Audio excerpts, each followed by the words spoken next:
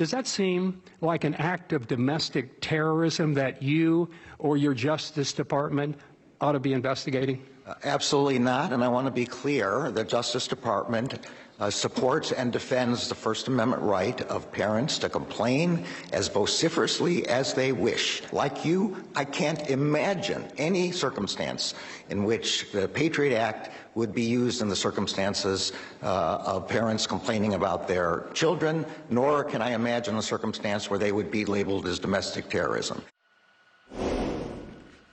Really? Welcome back. This week, blockbuster evidence allegedly contradicting that claim by AG Merrick Garland under sworn testimony after whistleblowers revealed the FBI had, in fact, labeled dozens of investigations into parents with a threat tag created by the FBI's counterterrorism division. Joining me right now, the man who led the questioning for the GOP Judiciary Committee ranking member, Ohio Congressman Jim Jordan. He's also the author of the book, Do What You Said You Would Do. Congressman Jim Jordan, thanks very much for being here this morning. Your reaction to what we learned from the whistleblower this week, did AG Garland mislead you there? It sure looks like he did, because the very apparatus they put in motion with his memo that sets up the line for reporting, then the email that went out from FBI agents to agents all across the country, that process was used to go after moms and dads, more than 24 cases. And again, he said he wouldn't use the counterterrorism measures of the government to go after parents, but it looks exactly like what they did. And God bless these whistleblowers who came forward and told us about this information. I mean, Maria, in one case, they went after a mom who was in the group Moms for Liberty, who actually owned a firearm, which you're allowed to under our Constitution.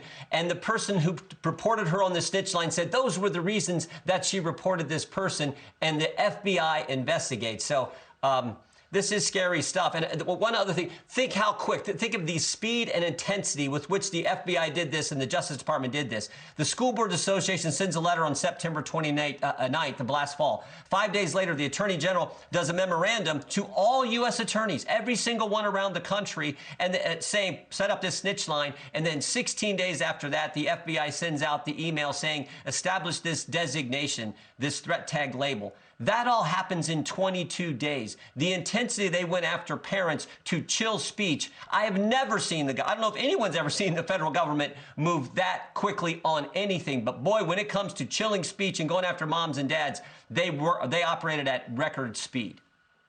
Well, it seems that they are going after ordinary Americans as we speak, not just parents. You've got people locked up right now if they came anywhere close to Washington for the January 6th situation. You were subpoenaed. I want to get your answers to this. The January 6th committee is subpoenaing you, Kevin McCarthy, 3 other Republicans, about your conversations with President Trump. How will you respond? Well, I mean, again, I go back to, we got record crime, record inflation, moms who can't get baby formula, other moms who are being, the counterterrorism measure of the government, DOJ is coming after them. And this ridiculous partisan committee is doing the things that they're doing. Maria, there's a reason 7 out of 10 of our fellow citizens think the country is on the wrong track. The greatest, 70% of the American people think the greatest country in history is on the wrong track because they're what they're seeing from the Biden administration and what they're seeing from Democrats. So this committee, again, most ridiculous partisan committee I've ever seen, first time in American history, where the minority leader, first time in the history of the House of Representatives, the minority leader was not allowed to put on a select committee the individuals he or she selected. We have caught them lying about evidence. So, again, we'll have to see. But I think the American people understand just how ridiculous this January 6th committee is. Well, I mean, is Liz Cheney spearheading this? Was she the one who was leading, the effort to haul you in?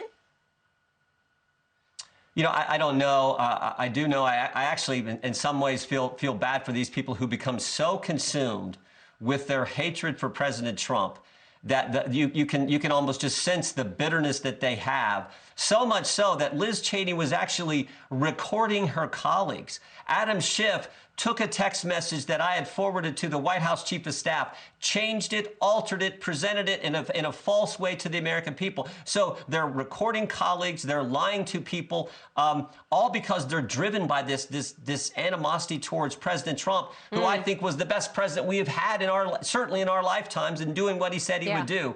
So I don't know if she's the one driving or who's driving it. All I know is, frankly, we have yet to see the subpoena. They have yet to serve it. When we get it, we'll take a look at it. But you got to be concerned about a committee that operates the way this committee does and has engaged in the crazy activities that they've engaged in. You just got to be real concerned. Let me just say, we haven't heard a word out of Liz Cheney on inflation. We haven't heard a word out of Liz Cheney on the wide open border. And some of these issues around Joe Biden's behavior has some of your colleagues talking about impeachment. I spoke with Congressman Greg Murphy over on Fox Business last week on Mornings with Maria. Listen to what Greg Murphy says as it relates to impeaching Joe Biden. President Biden has had two very clear, very clear impeachable offenses against the American people. Number one, the debacle in Afghanistan, where he literally said we're never going to leave Americans behind, and he did. And number two is the handling of our southern border. You know, look, this is the Biden's war on America. Are you going to move to impeach Joe Biden should you get the majority in November? Well, Maria, first things first, we got to win the majority. We got to continue to take our message to the American people and talk about all the crazy things that they're seeing being done by the Biden administration. But that will be a conference decision. But look, I do think what's happened on the border is as wrong as it gets. I do think the way that, the exit that was from Afghanistan was just the most ridiculous thing that we've seen.